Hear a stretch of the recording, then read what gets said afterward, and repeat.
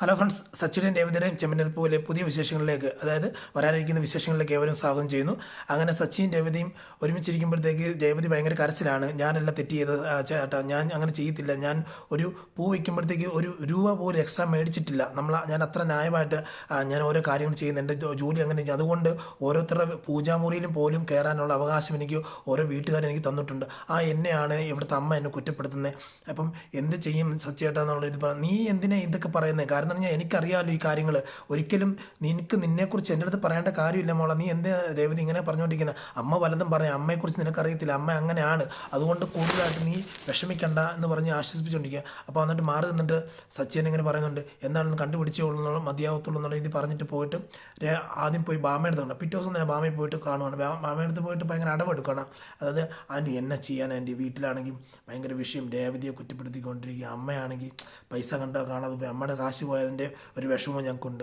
ഇതിപ്പോൾ ആരെടുത്ത് എങ്ങനെ എടുക്കുന്നത് ആൻറ്റിക്ക് അറിയാമല്ലോ. കാരണം നമ്മുടെ രേവതിയെക്കുറിച്ച് ആൻറ്റിക്ക് അറിയാമല്ലോ. ആൻറ്റി അവൾ എടുക്കത്തില്ല, ആൻറ്റി ഇതിപ്പോൾ വേറെ എവിടെയെങ്കിലും പോയി കളഞ്ഞു പോകുന്നതാണെങ്കിൽ ആൻറ്റി ഒന്ന് ശരിക്കും നോക്കാവോ അല്ലെങ്കിൽ എന്നൊക്കെ ചോദിക്കുമ്പോഴത്തേക്ക് ബാമ വീണിട്ട് പറയും, അത് എനിക്കും അറിയാം എനിക്ക് രേവതി എടുക്കത്തില്ലെന്ന് എനിക്കറിയാം എന്ന് പറയും. ഉടനെ പിന്നെ സച്ചി ഇച്ചിരി രൂക്ഷത്തോടെ ചോദിക്കും, എന്നാൽ പിന്നെ ആരെടുത്തതെന്ന് ചോദിക്കുമ്പോഴത്തേക്ക് പറയും, അത് പിന്നെ അതെങ്ങനെ ക്യാഷ് കിട്ടിയെന്നൊക്കെ ചോദിക്കുമ്പോഴത്തേക്ക് അത് എൻ്റെ അമ്മയുടെ ക്യാഷാണ്, എൻ്റെ അമ്മയുടെ ക്യാഷാണ്. അതെ, എൻ്റെ അമ്മയുടെ കാശാണ് അത്. അതായത് ശരത്തിൻ്റെ കേസ് പിൻവലിക്കാൻ വേണ്ടി നിങ്ങൾ 5 ലക്ഷം രൂപ വക്കീലിന് കൊടുത്തപ്പോൾ വക്കീൽ നിനക്ക്, അതായത് ബാമയ്ക്ക് കൊടുത്ത ക്യാഷാണ് ഈ 5 ലക്ഷം രൂപ. ആ 5 ലക്ഷം രൂപ എങ്ങനെ പോയെന്ന് പറഞ്ഞാലും നിങ്ങൾ അറിയരുത് നിങ്ങളുടെ കാശാണെന്ന്. 2 ലക്ഷം രൂപ മേടിച്ചെടുത്ത് നിങ്ങളുടെ കാശാണെന്ന് അറിയരുത്, അമ്മയ്ക്ക് നിർബന്ധമുണ്ടായിരുന്നു. അതുകൊണ്ടാണ് നിങ്ങളെ അറിയിക്കാണ്ട് ഞാൻ എൻ്റെ ഷെൽഫിൽ തന്നെ വെച്ചിട്ട് പോയത്. പക്ഷേ ഇതിപ്പം രേവതി മോൾ വന്നിട്ട് പോയ ദിവസം തന്നെയാണ് ഇത് കാണാതെ പോയെന്ന് തന്നെ. അതുകൊണ്ടാണ് അങ്ങനെ പറയുന്നത്, നിൻ്റെ അമ്മ ഇങ്ങനെ കളിച്ചതെന്ന് പറയാം. ഉടനെ സച്ചിക്ക് ഭയങ്കര ദേഷ്യം, എന്തെങ്കിലും കാണിച്ചത് പിൻവലിച്ചേ പറ്റൂ, എന്തെങ്കിലും കാണിച്ച് പിൻവലിച്ചെന്ന് പറഞ്ഞാൽ ഈ ദേഷ്യം കൊണ്ട് വയ്യ.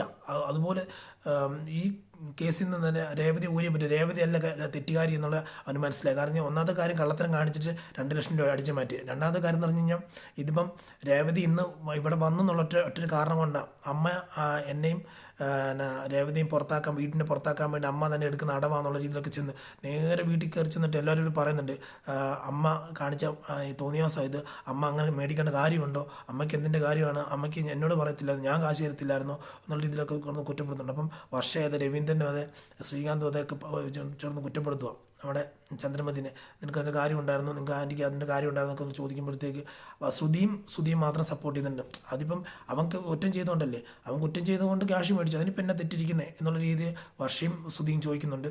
അപ്പോൾ അത് കഴിഞ്ഞ് സച്ചി പറയുന്നുണ്ട്, ഇതെന്താണല്ലോ അമ്മയുടെ ക്യാഷ് പോയിട്ടുണ്ടോ ഒന്ന്. രണ്ടാമത്തെ കാര്യം എന്ന് പറഞ്ഞു കഴിഞ്ഞാൽ, കാരണം ഞാൻ കാശ് കൊടുത്തോളാം, ഞാൻ 5 ലക്ഷം രൂപ വക്കീലിന് കൊടുത്ത്, വക്കീൽ 2 ലക്ഷം രൂപ അമ്മയ്ക്ക് കൊടുത്തു. അപ്പോൾ അമ്മയുടെ 2 ലക്ഷം രൂപ കാണാതെ പോയിട്ടുണ്ട്. പിന്നെ ഇത് തെറ്റുകാരി എന്ന് പറഞ്ഞാൽ എൻ്റെ രേവതിയാണെന്നാണ് അമ്മ പറയുന്നത്. അപ്പം ഇതിൻ്റെ അതൊരു കള്ളക്കളിയുണ്ട്, ഈ കള്ളക്കളി ഞാൻ കണ്ടുപിടിച്ചേ പറ്റത്തുള്ളൂ.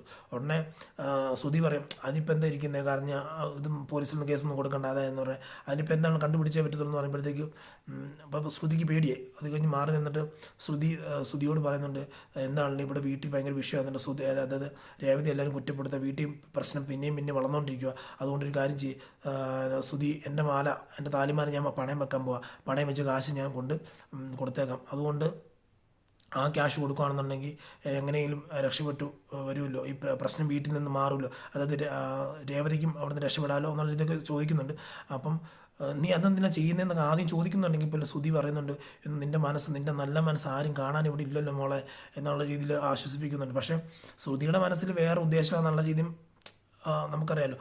എന്നിട്ട് മേലെ പണയം വെച്ചിട്ട് ആ ക്യാഷ് കൊണ്ട് കൊടുക്കുന്നു, ബാമയ്ക്ക് കൊണ്ട് കൊടുത്തിട്ട് പറയാം, ബാമേൻ്റെ ഈ ക്യാഷ് ഞാൻ തന്നതാണെന്ന് ആരും അറിയരുത്. കാര്യം എന്ന് പറഞ്ഞാൽ വേറെ ഒന്നുമല്ല, കാരണം ഞാൻ വീട്ടിൽ ഭയങ്കര ബഹളമാണ് നടക്കുന്നത്, അടിയും പിടിയും നല്ല രീതിയിൽ അമ്മയും സച്ചിയും രേവതിയും പിന്നെ ഞങ്ങളും എല്ലാം ഉൾപ്പെട്ട് കുടുംബത്തിലെ സമാധാനം നഷ്ടപ്പെട്ട്, സന്തോഷം നഷ്ടപ്പെട്ട്. കാരണം എന്നും കുറച്ച് നാൾ മുമ്പാണ് ശരത്തിൻ്റെ വിഷയം, ഇപ്പോഴാണെന്നുണ്ട് ഈ വിഷയം, എല്ലാം കൊണ്ടും കുടുംബം താറുമാറായിക്കൊണ്ടിരിക്കുക. ആ കുടുംബം അങ്ങനെ താന്ന് പോകരുത്, അതിനെ വേർവിട്ട് പോകരുത് ആൻറ്റി, എല്ലാവരും ഓരോ അകൽച്ച വന്നുകൊണ്ടിരിക്കുക. അതുകൊണ്ട് ആൻറ്റി ഈ ക്യാഷ് ഇവിടെ ഇരിക്കട്ടെ, എനിക്ക് കുറച്ച് ക്യാഷ് കിട്ടിയതാണ്, ഈ ക്യാഷ് ഇവിടെ വെച്ചു, എന്നിട്ട് ആൻറ്റിയെ വിളിച്ച് പറഞ്ഞാൽ, അതായത് ചന്ദ്രമതിയെ വിളിച്ച് പറഞ്ഞാൽ മതി, അതായത് ഷെൽഫിൻ്റെ അകത്ത് തുണിക്കടയിൽ എവിടെ ഇരുന്നതാണെന്ന് പറഞ്ഞാൽ മതി എന്ന് പറയുന്നുണ്ട്.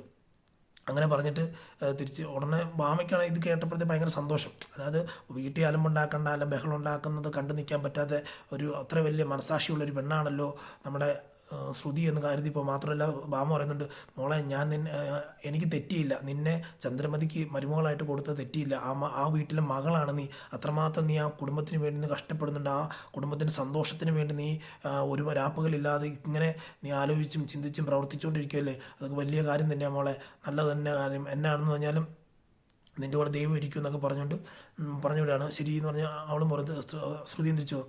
അതേസമയം പിറ്റേ ദിവസം ഭാമയുടെ വീട്ടിൽ പൂ കൊടുക്കാൻ വേണ്ടി നമ്മുടെ രേവതി ചെന്ന് കഴിയുമ്പോഴത്തേക്ക് സംസാരിച്ചുകൊണ്ടിരിക്കുമ്പോഴത്തേക്ക് ആൻറ്റി എല്ലാവരും കുറ്റപ്പെടുത്തുന്ന ആൻറ്റി, അങ്ങനെ എങ്ങനെ ആൻറ്റി, ഞാനാണോ ആൻറ്റി ക്യാഷ് എടുത്ത ആൻറ്റി, അങ്ങനെ പറഞ്ഞല്ലോ ആൻറ്റി, ഉടനെ അങ്ങനെ ഞാനല്ല മോളെ പറഞ്ഞത്, നിൻ്റെ അമ്മ തന്നെ, അമ്മായിമ്മ തന്നെ പറഞ്ഞത്, പക്ഷേ ക്യാഷൊക്കെ കിട്ടി കേട്ടോ, വേറൊന്നുമല്ല, ശ്രുതി കൊണ്ട് 2 ലക്ഷം രൂപ തന്നായിരുന്നു, അതായത് അറിയാണ്ട് പറഞ്ഞു പോയതാ, ആരോടും പറയരുന്ന ശ്രുതി പറഞ്ഞത്, പക്ഷേ അത് അറിയാണ്ട് പറഞ്ഞു പോയി. അതായത് വീട്ടിൽ അലമ്പുണ്ടാക്കണ്ട, ബഹളം ഉണ്ടാക്കണ്ട, എന്നാ നിന്നെ എല്ലാവരും കുറ്റപ്പെടുത്തുന്നുണ്ടെന്നൊക്കെ ശ്രുതി ഇവിടെ വന്ന് പറഞ്ഞു, അതുകൊണ്ട് 2 ലക്ഷം രൂപ തന്നിട്ട് പോയിട്ടുണ്ട്, ഈ ക്യാഷ് മാമയ്ക്ക് അല്ല ചന്ദ്രമതിക്ക് വിളിച്ച് കൊടുക്കാം എന്ന് പറയുന്നുണ്ട്.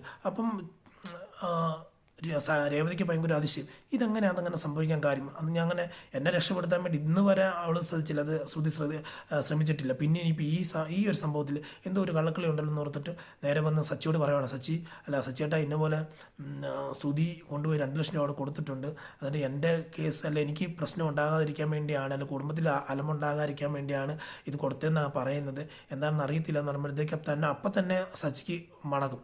അത് നിന്നെ രക്ഷപ്പെടുത്താൻ വേണ്ടി അവൾ ഒരിക്കലും ചെയ്യത്തില്ലല്ലോ, കാരണം ഞാൻ ഈ കുടുംബത്തിൽ ഇങ്ങനെ ഇത്രയും നിൻ്റെ അനിയനും ഇവിടെ ഇത്ര വിഷയം ഉണ്ടായിട്ട് അവനും അവളും കൂടെ ചേർന്ന് കോടതി അല്ല സ്റ്റേഷനിൽ ഇറക്കരുത്, അതുപോലെ അവന് ജാമ്യം കിട്ടരുത്, അവന് പോലീസിനെ പിടിപ്പിക്കണം, അങ്ങനെയൊക്കെയുള്ള രീതിയിൽ ഭയങ്കരമായിട്ട് വെല്ലുവിളിച്ച് നടക്കുകയാണ്. മാത്രമല്ല എന്നെയും നിന്നെയും കൂടെ ഈ വീട്ടിൽ നിന്ന് ഇറക്കാൻ വേണ്ടി അവർ പലതും ശ്രമിച്ചതല്ലേ, അതുകൊണ്ട് ഇതിനകത്ത് എന്തോ കള്ളക്കളി ഉണ്ട്, നമുക്കിത് കണ്ടുപിടിച്ചേ പറ്റത്തുള്ളൂ എന്നുള്ള രീതിയിൽ സച്ചി പറയുവാണ്. അപ്പം അങ്ങനെ സച്ചി അങ്ങനെ പറയുമ്പോഴത്തേക്ക് ഇതിനകത്ത് ശരിക്കും പറയുന്നത് ശ്രുതിക്ക് തന്നെയുള്ള കെണി ഇട്ട് കൊടുക്കുകയാണ് ചെയ്യുന്നത്. അപ്പം അതായത് ഇപ്പം സച്ചിക്ക് ഒരു സംശയം തോന്നുവാണ്, അതായത് രേവതിക്ക് സംശയം തോന്നുന്നു, എല്ലാവർക്കും ഇപ്പം സംശയം തോന്നുന്നു, വർഷ, ശ്രീകാന്ത്, സച്ചി, രേവതി എല്ലാം സംശയം തോന്നുന്നുണ്ട്. അപ്പോൾ അങ്ങനെ അടുത്ത എപ്പിസോഡിൽ നമ്മൾ കാണാനിരിക്കുന്നത് വർഷയെ പിടിക്കുന്നതായിട്ടുള്ളൊരു സീനാണ്. അപ്പോൾ ഇന്നത്തെ ഈ വീഡിയോയിൽ നിന്ന് ഇവിടെ പറയുന്നു. ചാനൽ ആദ്യമായിട്ട് കാണുന്ന ആരെങ്കിലും ഉണ്ടെന്നുണ്ടെങ്കിൽ ചാനൽ ലൈക്ക് അടിച്ച് സബ്സ്ക്രൈബ് ചെയ്ത് കാണാൻ വേണ്ടി ഒരിക്കലും ഓർമ്മപ്പെടുത്തിക്കൊണ്ട് ഈ വീഡിയോയിൽ നിന്ന് ഇവിടെ പറയുന്ന സൈനിങ് ഓഫ്. Thank you.